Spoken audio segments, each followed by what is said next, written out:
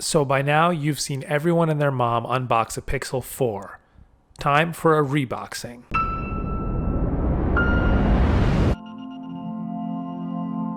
Okay, let's get this out of the way right from the get-go.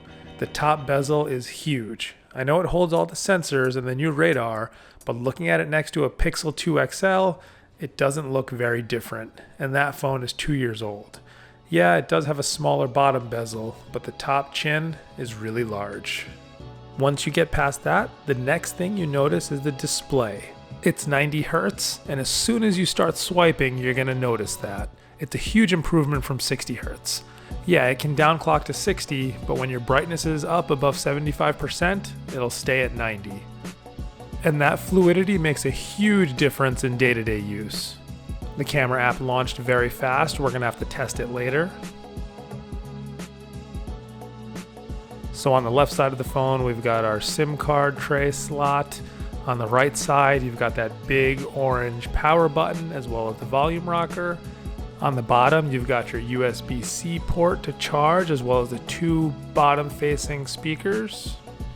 The overall build quality of the phone is probably the best Google has done so far. Coming from a Pixel 2 XL, the overall responsiveness of this phone is hugely improved.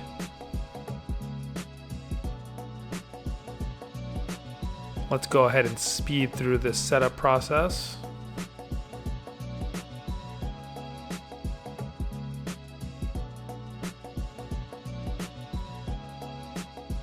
It's always a pain setting up a new Android phone and having to re-download all of your apps, so we won't do that here.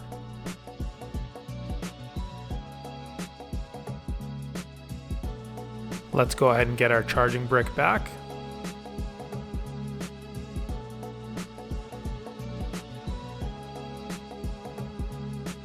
Checking for updates. Always checking for updates.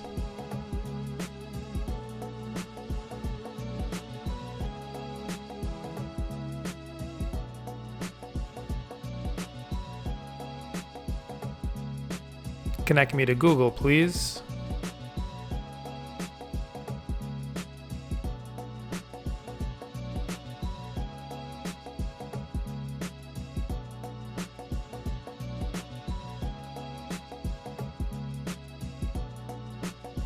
Here's our box. Some pretty nice packaging overall.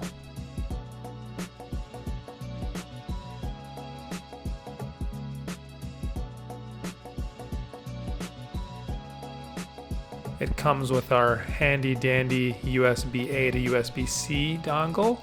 We've got our standard USB-C charging cable.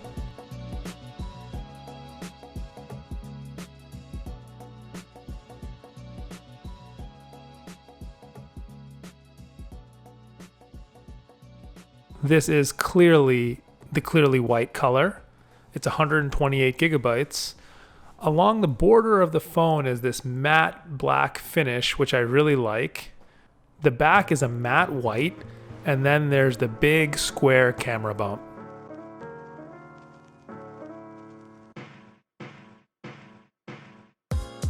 Oh yeah, the plastic wrapper.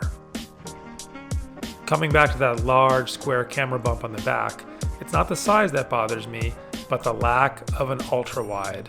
Google has instead opted to include telephoto, whereas many other companies are including the standard, telephoto, and ultra-wide. A little disappointing to say the least.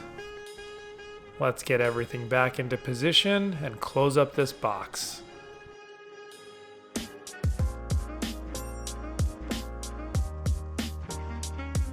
Don't forget about the instruction pamphlet.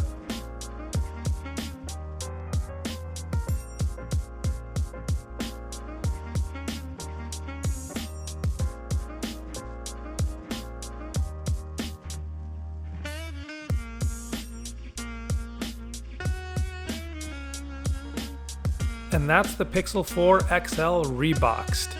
If you like this video, go ahead and bite that subscribe button, check out some of my other videos, and see you guys next time.